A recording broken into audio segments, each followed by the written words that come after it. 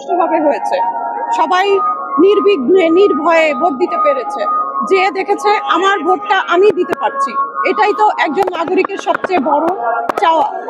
এরকম একটি সুন্দর নির্বাচনের মধ্য দিয়ে যে সরকার গঠন করেছে, এই পর্যন্ত এই অল্প দিনের ব্যবধানে দেখেছি উনি যা যা বলেছেন সে কার্যক্রম কিন্তু অলরেডি শুরু করেছেন।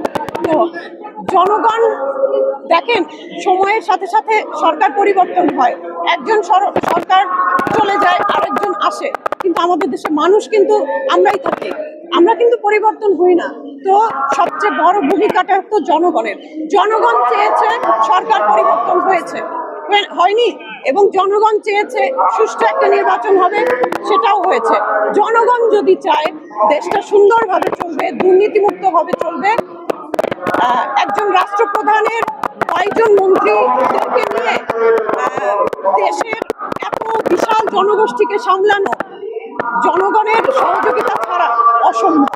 এজন্য প্রত্যেক জনগণের মগজে থাকতে হবে যে দেশটা আমার, এবং এই দেশের ভালোর জন্য আমাকে কাজ করতে হবে, তাহলেই যথেষ্ট। আমার কাছে মনে হয় এর থেকে ব্যর্থ আর কিছু নেই।